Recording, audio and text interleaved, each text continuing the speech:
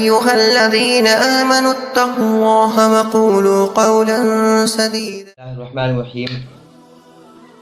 دوستو، ہمارے یہاں آج کل یہ کلین شیپ والے امام کا ریشو بہت زیادہ بڑھتا جا رہا ہے، جو کہ ہمارے لیے بہت ہی افسوس کرنے کی بات ہے کہ ہم نے اپنی قیادت ایسے لوگوں کو دے رکھی ہے جن کو اللہ کے رسول کا چہرہ پسند نہیں ہے، جو لوگوں کی نظروں میں چندہ خوبصورت دکھنے کے لیے اللہ کے رسول کی سنت کا جنازہ نکالتے ہیں، سلون میں جا کے اس کو کتروا کر اس کو نالیوں میں بہنے کے لیے، گٹر میں بہنے کے لیے اس کو چھوڑ دیتے ہیں۔ ہمارے نبی نے تو بتایا کہ امام وہ ہوتا ہے جو ایک نمازی کی نماز کو 27 گنا بڑھانے کا اپنے اندر حوصلہ رکھتا ہے، وہ ہوتا ہے امام۔ اور آج امت ایسے اماموں کو مصلی کے اوپر اور جانماز کے اوپر ممبر پہ کھڑا کر رہی ہے جن کے اندر تقویٰ دور دور تک نہیں۔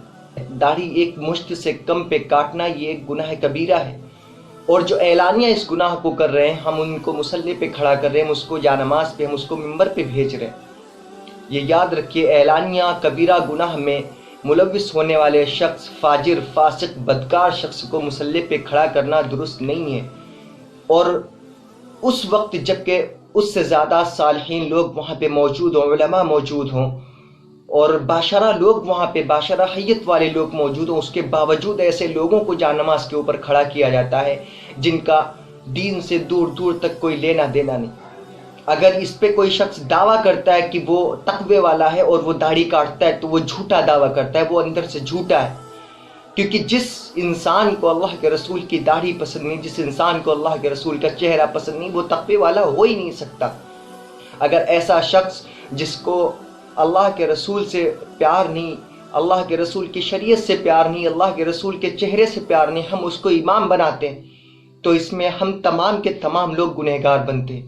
ایسے فاجر اور فاسق اور بدکار شخص کو مصلی پہ کھڑے کرنے کی اجازت نہیں ہے۔ یہ ایک ایسا بددینی کا کام ہمارے جانمازوں کے اوپر، ہماری مساجد کے اندر شروع ہو گیا، جس کو ہم بڑے شوق سے پورا کرتے ہیں اور ہم فخر محسوس کرتے ہیں کہ ہمارا امام کلین شیو ہے، ہمارے امام کی داڑھی نہیں ہے، ہمارا امام داڑھی کٹواتا ہے۔ تو خدا کے واسطے اللہ کے عذاب سے ڈرے، ایسا نہ ہو کہیں کہ آپ کی ان حرکتوں کی وجہ سے اللہ عذاب بھیجے اور آپ کی ہستی کو اس دنیا سے مٹا دے۔ بات آتی ہے تو کہتے ہیں وہاں سعودیہ کے امام ایسے ہیں، وہاں کے امام ہیں۔ یہ یاد رکھیں کہ آپ کو رسول اللہ کی سنتوں کو اور قرآن کو فالو کرنا ہے، آپ کو سعودیہ سے کوئی لینا دینا نہیں ہے۔ سعودیہ دین کے بارے میں حجت نہیں بن سکتا۔ سعودیہ میں تو سنیما بھی عام ہو گئے، کیا سنیما ہمارے دین کا حصہ ہے؟ سعودیہ کے اندر شراب نوشی عام ہو گئی، کیا شراب نوشی ہمارے دین کا حصہ ہے؟ کہ ہم سعودیہ سے وہ چیزیں کیوں نہیں لیتے ہیں جو اچھی چیزیں ہیں؟ ہم وہ چیزیں کیوں لیتے ہیں جو دین کے دائرے کے باہر جو چیزیں اپنائی جا رہی ہیں، ہم ان چیزوں کو کیوں فالو کر رہے ہیں؟ ہم وہ فالو کریں جو رسول اللہ نے، جو قرآن نے ہم کو سکھایا، جو رسول اللہ کی احادیث سے ہم کو ملتا ہے، جو ہمارے علماء نے، جو صلحاء نے، جو اسلاف نے ہم کو بتایا، ہم وہ کیوں نہیں فالو کرتے؟